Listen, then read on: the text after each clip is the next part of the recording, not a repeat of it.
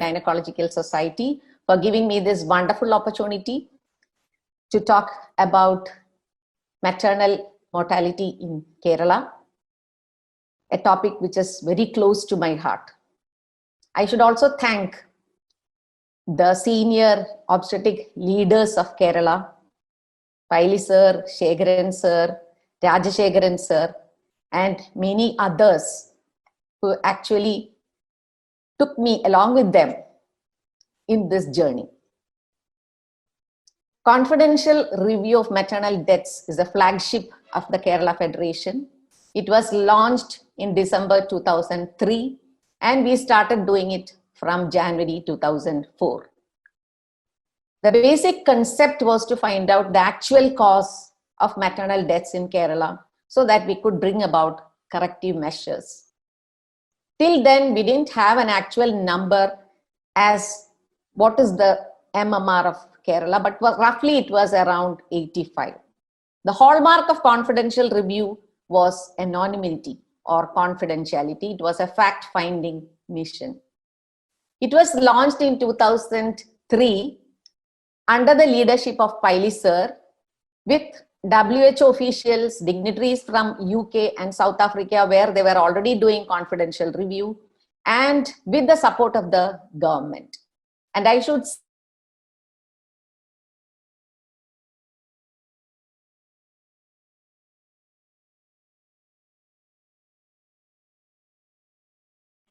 some problem with voice.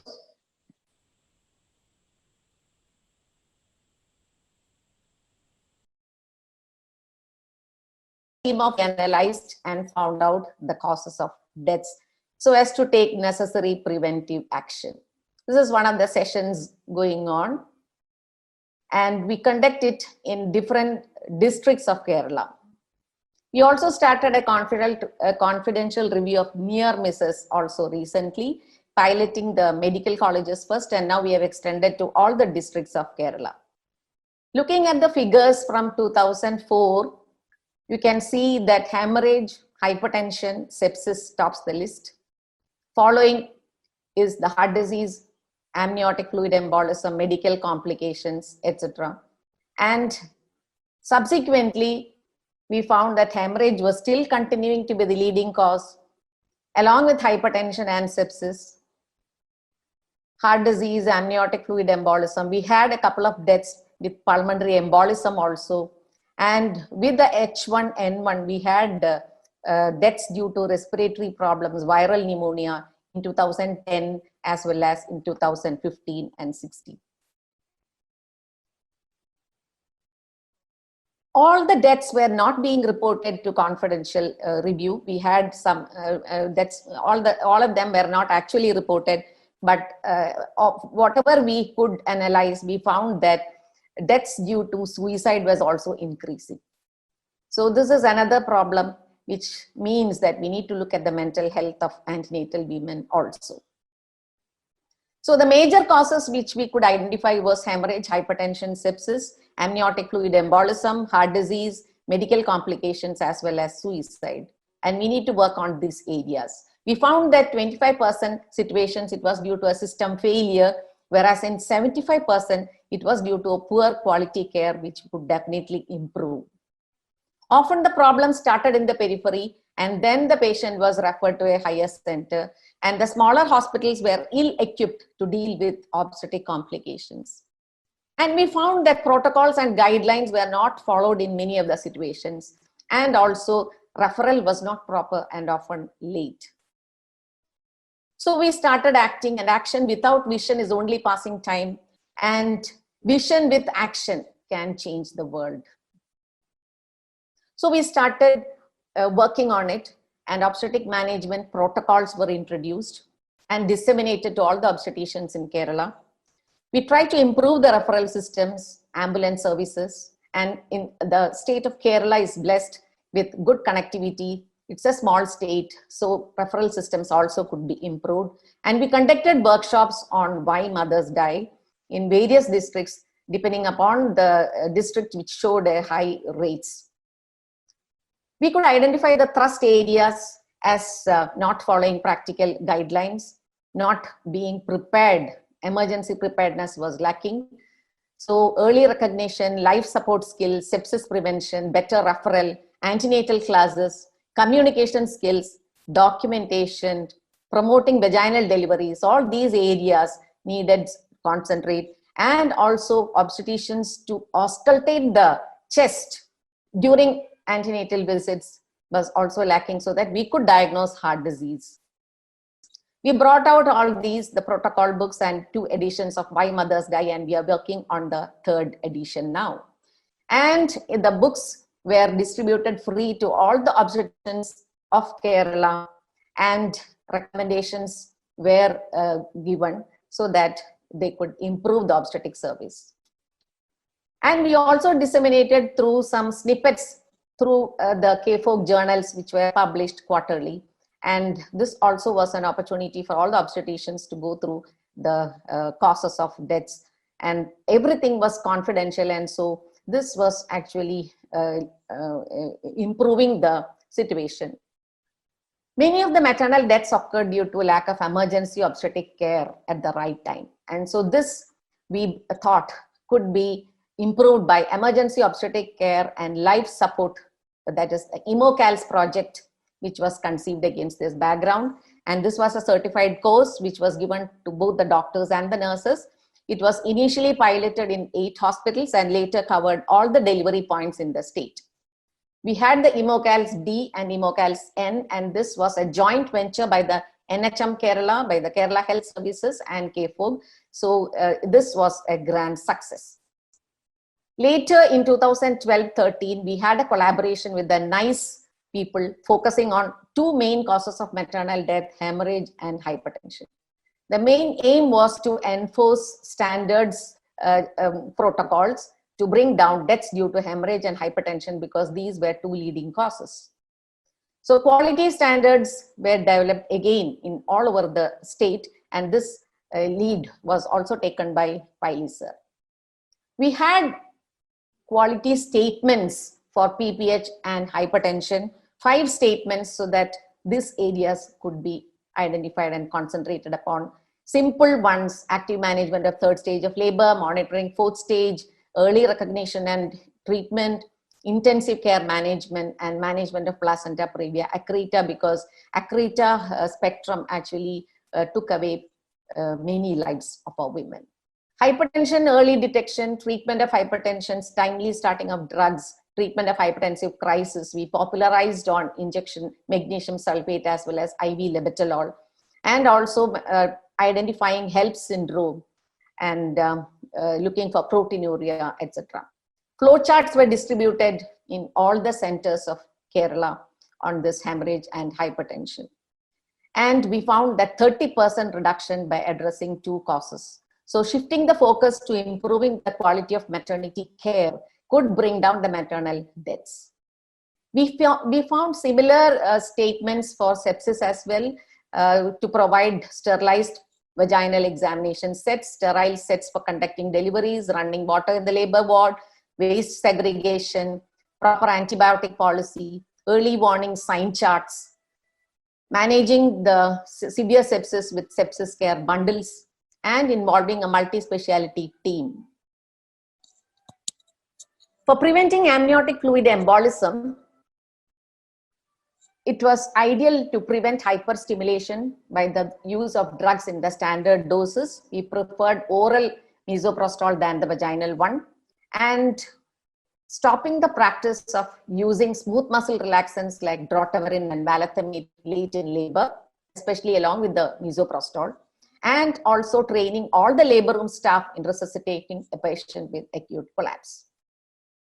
Regarding postpartum hemorrhage, the lessons we learned was that a paradigm shift is required in all aspects of PPH management, and along with the resuscitation, arresting the bleeding should be the first response. And this was actually covered in the morning session, and along with the resuscitation, we need to concentrate on this, and preparedness is very important. We need to have everything ready before such a calamity happens. New innovations by our own colleagues: suction cannula in atonic postpartum hemorrhage was introduced by Dr. Samartha and Dr. Vasudeva Panikar. And this has also been found very useful in atonic postpartum hemorrhage. Vascular clamps, the common iliac clamp, which was later used as an aortic clamp in the placenta accreta, was introduced by Piliser, as well as the transcervical uterine artery clamps as a first aid measure in postpartum hemorrhage.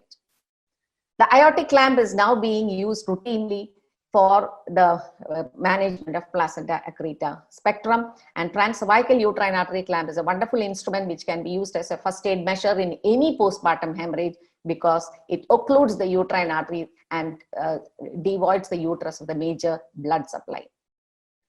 We popularized the use of non-pneumatic anti-shock garment, the life wrap, which is very useful during referral. We also learned that thromboembolism can be prevented by avoiding too much of bed rest in pregnancy, early mobilization, and liberalization of thromboprophylaxis. So this was another problem which we were facing. In 2018, we had set up goals in the early 2018, along with the government of Kerala. Goals were set to attain maternal mortality ratio of 30 by 2020 and 20 by 2030. And this was declared by the government of Kerala. We get immense help and support from the government of Kerala in reducing maternal mortality. And this was possible through our leaders, Paili sir, Rajshekharan sir, acting as a liaison officer to the government. We started auditing at the district level. We identified district champions from the members of the Kerala Federation. We strengthened the facility-based audit, which was already going on and linked with the confidential review of maternal deaths. The RCH officer was the convener of this, and the district collector was the chairman, and the senior obstetrician as the vice chair. We conducted these meetings in the collector's chamber in every district of Kerala. And this was a forum for academic exchange as well as problem solving at the local level.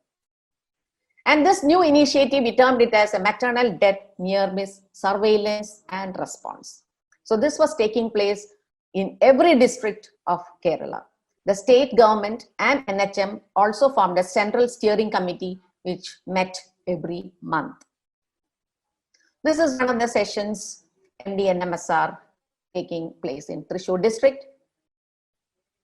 And along with this, the EMOCALS program was conducted at every district by the local gynec societies. This was a 2-day training program for doctors and nurses, and checklists were provided to every delivery point to improve care in the labor room.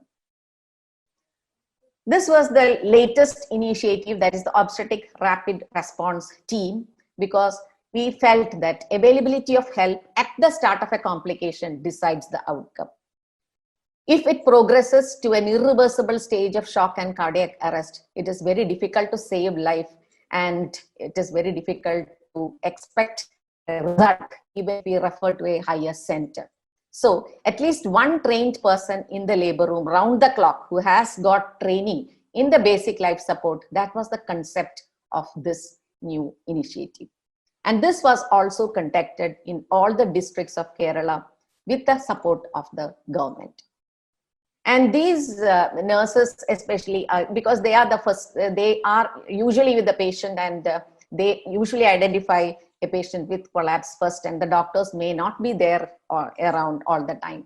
They are given special badges and a pouch which contains all the essential items like a pulse oximeter, an IV cannula, and small but essential items to establish an IV line. And training in first aid, like application of the transvaginal uterine artery clamp, and also the administration of magnesium sulfate, lebetalol, etc. was also provided. So also the basic life support skills and airway management. Now looking at the deaths, I have already mentioned that suicide is another important area which we need to concentrate. And the MMR, looking at the previous years, we find that it has reduced from 85 in 2002, 2003 to around 30s. And you can see it was 36 in 2013-14, 32 in 2014-15, 2015-16 it came 33. So around 30s. And in 2017-18, again, 186 total deaths. And you can see that all the deaths were not being analyzed by confidential review because we couldn't get the details of the deaths. Now, this was a figure which was published in the media, and the MMR of India and compared with that of Kerala, of course, there is a reducing trend, and these figures are actually from the SRS and are not actually very accurate, but still, where are we now? We should look at that. Suicide as a cause of death actually has been now considered as a direct cause by WHO in 2012, and in 2019-20, quite unfortunate to lose 19 mothers because of suicide. So it is very essential to look at the mental health, and we should adopt some screening method as part of antenatal care. In 2019-20, we are yet to analyze all the cases. Because of the pandemic, we couldn't conduct the review meetings because confidentiality is very, very important. Till now, till the March 31st of 2020, we had 131 maternal deaths as per data received by the Director of Health Services, and the total number of deliveries were around 4,75,184, and calculating the MMR, it is roughly 28. So have we achieved the goal? To say whether we have achieved or not, we can say yes, but all these figures are not very accurate. It is a preliminary data. And why or how was this possible? This was possible only because of a team effort. The obstetric community, the non-obstetricians, the health administrators, the health services, the Department of Health Services, along with the public health workers, with good leadership. The secret to success is good leadership. And we had good leaders like Paili sir, Shegaran sir, Rajashekaran sir, and many other seniors which you can see. And we had the first meeting of confidential review in 2004, and you can see all the seniors with me. And I had a good opportunity to be associated with this mission from the start of confidential review. So there is no time to relax. The numbers you can see is still 131, means which is more than 100, and we cannot just leave like that. Many of the deaths are still avoidable, and remember, our goal for 2030 is 20, and we can actually make it even less. So to conclude, auditing of deaths and near misses should continue at each institution, in every district, and as a state as a whole. And support from the government is really encouraging, and let us continue all our efforts to save our mothers. And I really wish and hope that our enthusiastic youngsters will follow us to achieve this mission.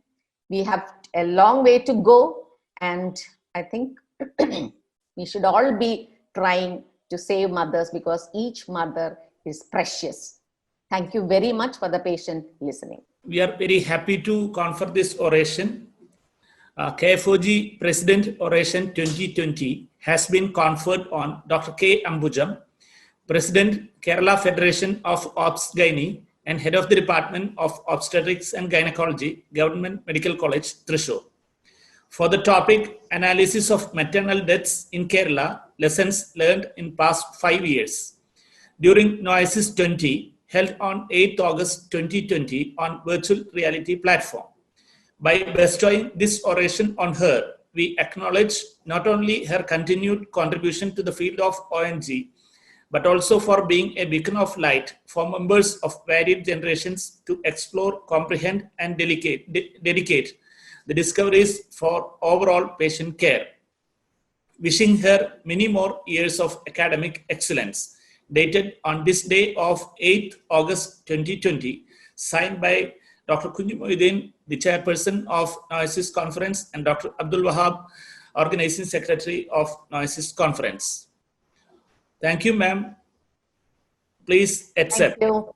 Thank you.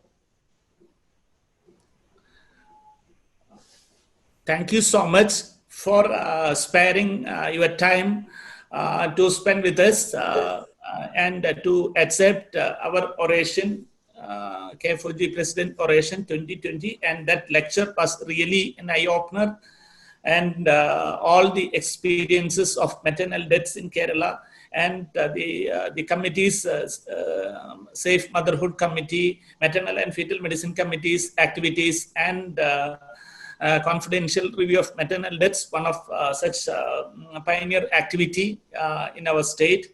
And really, it was a really good lecture. Thank you, ma'am. Thank you. And